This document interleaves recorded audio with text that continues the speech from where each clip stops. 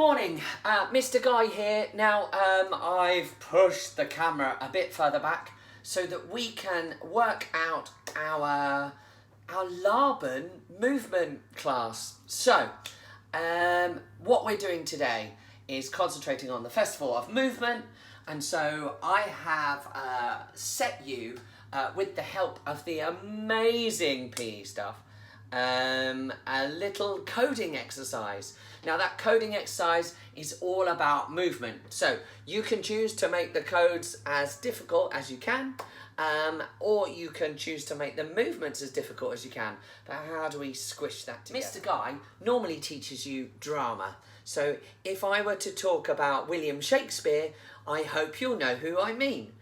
Now, Mr. William Shakespeare, a very established playwright that is a bard to be celebrated. Well, Mr. Laban, maybe not quite as old as Mr. Shakespeare, but Mr. Laban tried to sort of do the same thing for dance. He was really interested in how you could record dance. So you could say the moves, you could dance the moves, but how do you remember it for always? Well, Mr. Shakespeare sort of did the same thing. He would remember lines and remember stories, and he would share those stories and he would act them out. But the only way that you can be recognised and remembered is if you write them down. Nobody had really tried to write down a code for dance until Mr. Laban came along. He's the one that's famous for it. He's the one that was successful for it. So I've used a code to help choreograph. Your code is what's written down in front of you, hopefully. But also there are some gaps in the code. Now, some of the more difficult bits I'll talk about in a little bit. But first, because this is all about dance today, let's have a bit of a warm-up. I'd like you to walk around lightly around the space that you have. Make sure you don't bump into anything. Now, stop. What I really want you to do is I want you to be able to walk in straight lines. But if you come to a surface or a person, just do a sharp turn and then carry on walking. I want you to keep on changing directions as many times as you need to.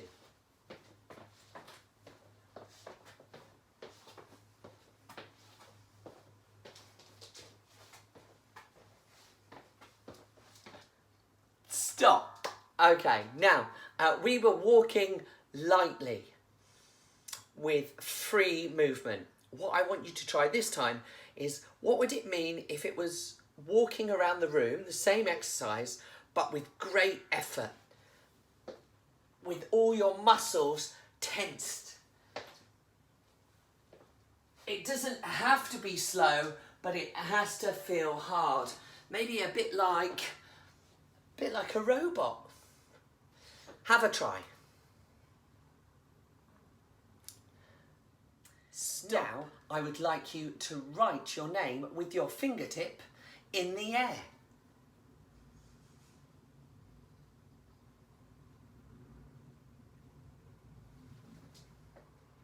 Now, I wonder if you did it just like Mr. Guy, in a free and light and easy way. Can you do the opposite? Can you do it so it's really hard and heavy?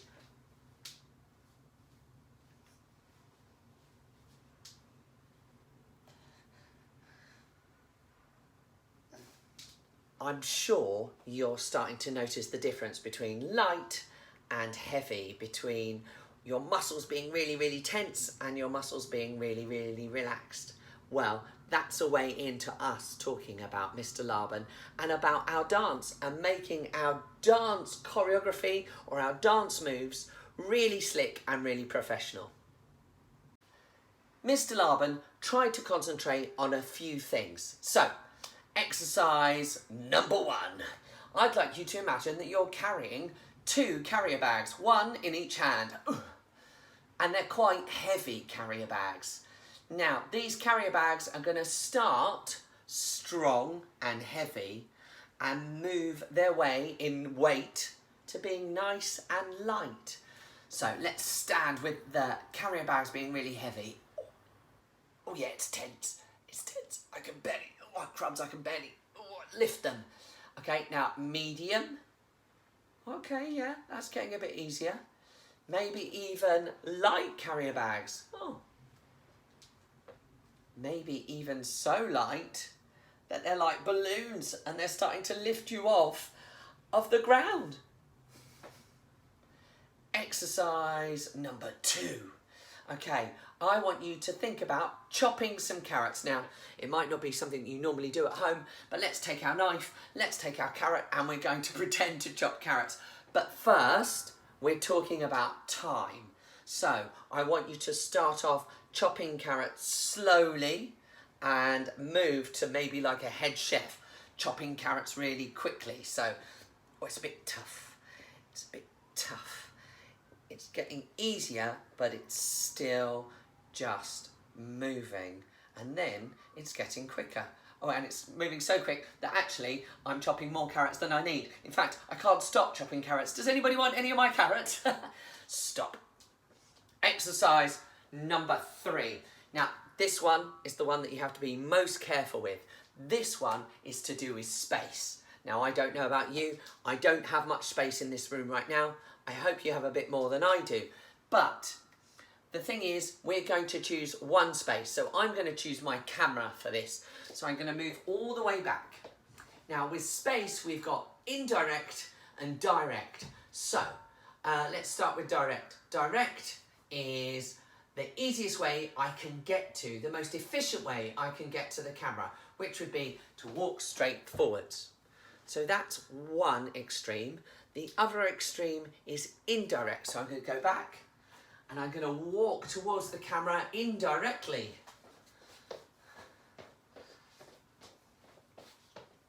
Whew. Suddenly arrived. So, can you choose an object in the room where you're at? And I want you to practice walking directly to that object and indirectly towards that object. Go. Don't crash. Stop. Okay, try the other one. Go.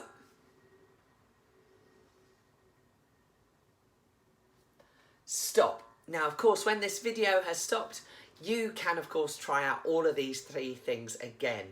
A quick recap on the 3 different exercises. Weight, carrying the heavy bags to being nice and light. 2, time, doing something slowly and then moving quicker and quicker and quicker. And then space, direct and indirect. On the code sheet in front of you, you will find that there are arrows and guides and symbols to help you work out which part of your body that we want you to move according to the code. Now, if you're feeling really brave and really confident with adding more code to the code that already exists or creating your own code, that's great. But I've missed out some things on purpose.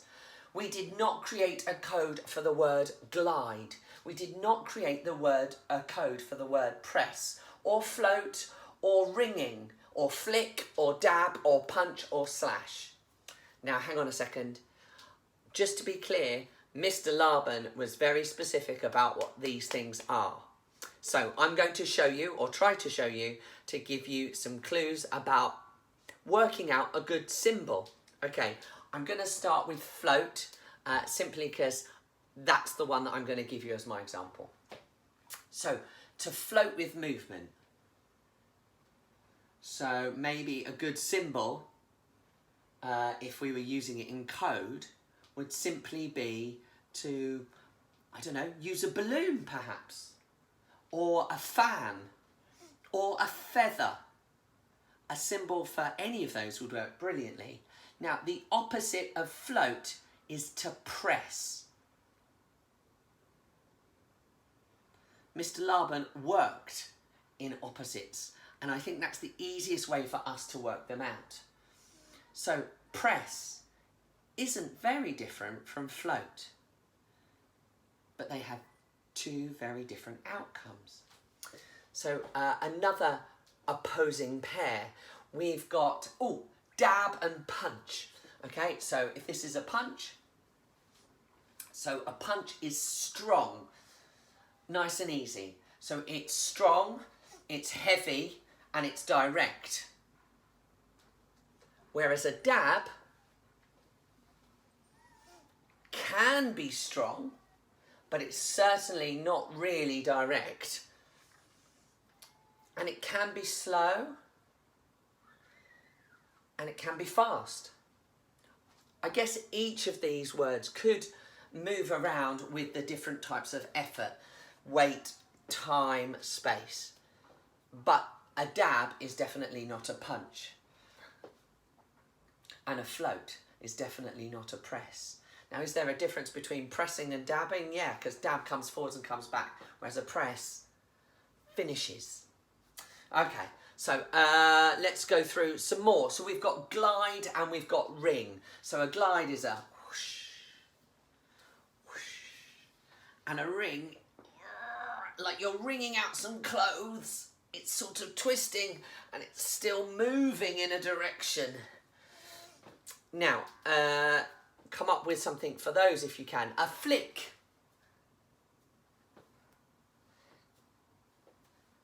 And a slash. So, there are words. Just a top tip. Can you punch with your head, for example? Now, that sounds a weird thing to say, I know. So, I'll try and demonstrate. So, the difference is between a punch and a dab. So, I've turned profile so that you can see. So, a punch and a dab. Punch and a dab.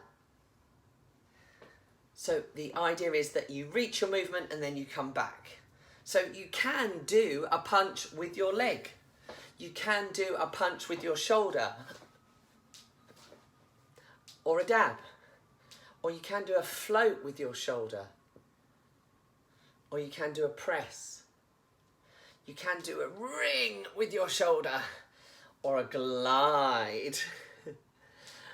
Hopefully that's some helpful top tips for your coding, but also for your choreographing. I hope your dance routines are fantastic today. Take them to the next level.